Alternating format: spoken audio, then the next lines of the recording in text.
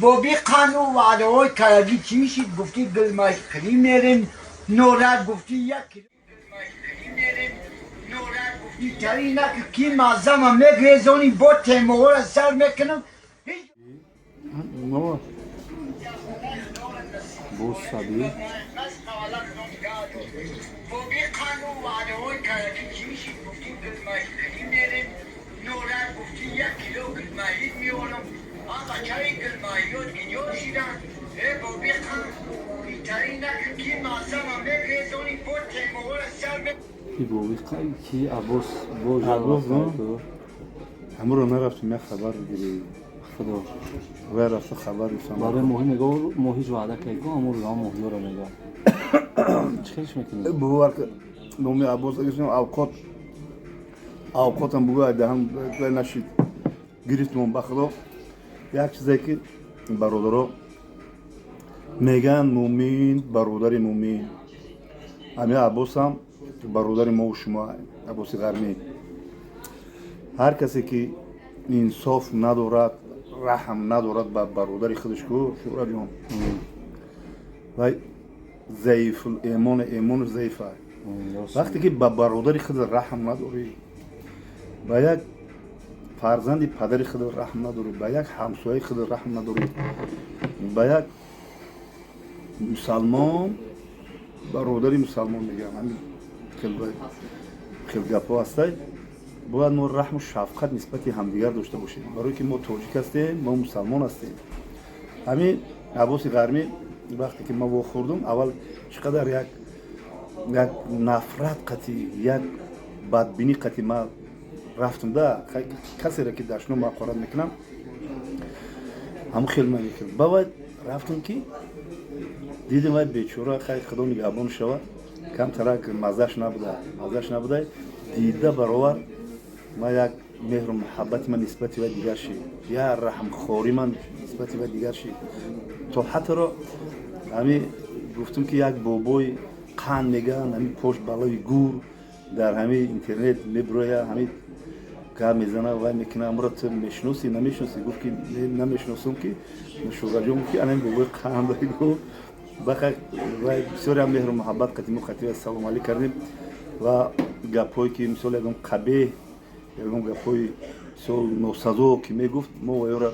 بریدیم نماندیم در یوتیوب نماندیم و آدمای یافت شدن که با همون گپا رو با پیوست کرده ماندن در هم یوتیوب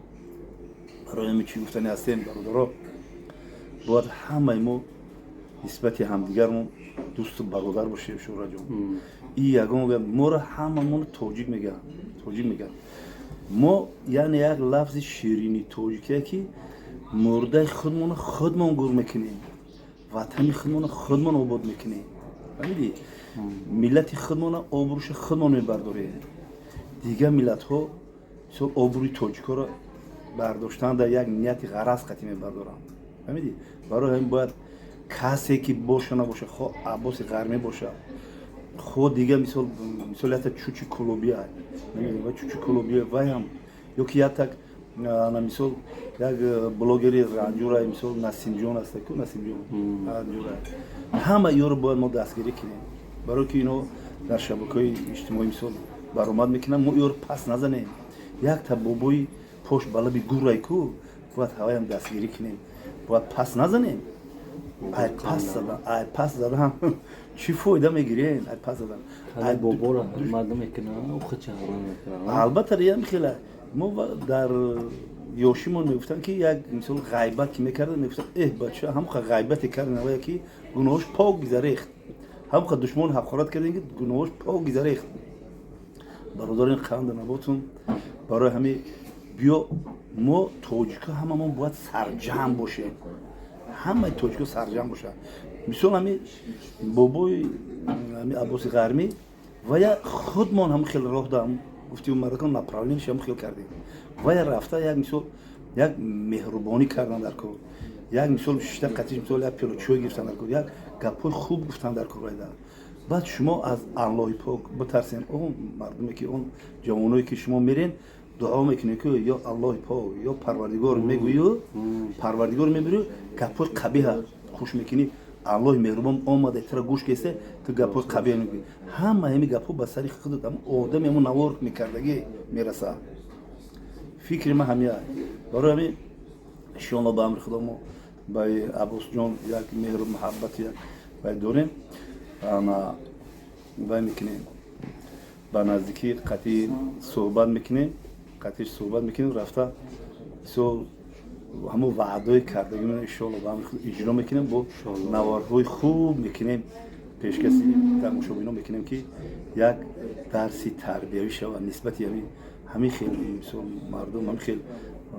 بچه ها همین خیلی آدمایی که مثل کم ترک ساده فعلا یک نسبت اینو کپوی چی کم نزنیم ده خیلی فکری مرا فهمیدیم یک مهر و محبتی هم دیگر رنگی مثل برادری خود مثل نسبت رفتار کنیم چی گفتن هستی شورا جو شما؟ که چی گفتن میریم عباس انشاءالله میبینیم وعده را اجرا میکنیم البته ما وعده کردیم دیگه کمتر کم بودیش که ما نمره تلفن دادیم و نمره تلفنی باید نگرفتیم ما شلو میویم قطعی با صحبت میکنیم مویا رو میبریم البته ما وعدهش کردیم باید میپری خود در حال میپری مویا میبروی با عباس برنامه یک در زمستون یک بار چی گفته است میپری نه من برای مخلصام برای همه برادرام بچه‌های خوشی باشم ویدیو را اجرا کنه بابای خان برای عباس کلاکی میپره همونجا مویا زنده میبروی برای عباس گوش کن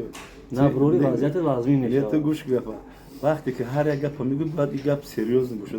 باز مثلا زم خنکیه باز مثلا وای مویو حتی ترمیناتوری کو ویدیو تربیتی کنه تمام میپری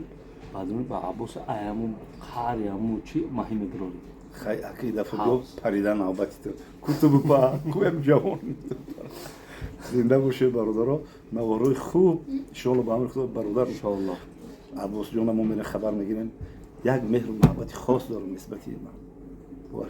با بعضی برادرها همینجا پیداش نکنی یک رولی درازی بعد میشه پیداش نکنی ای تو بیناموس بابا کم تو ناموس نداری ننگ نداری و تو حقارت کرد تو دشمن کرد تو باید میرفتی و لب میکردی ای الله پاک نمیترسی که ای عباس یکی با بدتر نشه عباس ممکن همو عباس غرمی درجهش ای من و تو دیگر رو درجهش نزد الله پاک ده بالاتر باشه ما هیچ کار نمی‌کنیم با یک چیز دیگه ما باید بهشتی گفتم ایراد گرفتم تو نگو تو بهشتی نگو یه برادر خیلی نمیتونم مثلا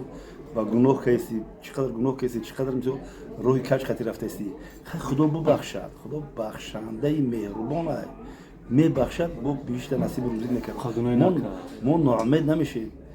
این پریکول میکنم خدمتی نکردم چه خیلی نمور کنم خیلی عباس خدمتی نکرد خیلی که باید مباحه گفت مباحه زنده و سرجمند بشه ویدیو خوب میکنیم انشالله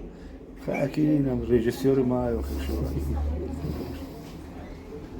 اینا با بیقن اول بلوری کلتیک شویش کلتیک خونه خدار نصیبی زیارت بگم نه قصد اولا خدا نگاه دار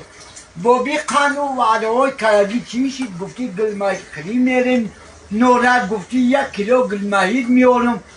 بچه های گل ماهیات گیجا شیدن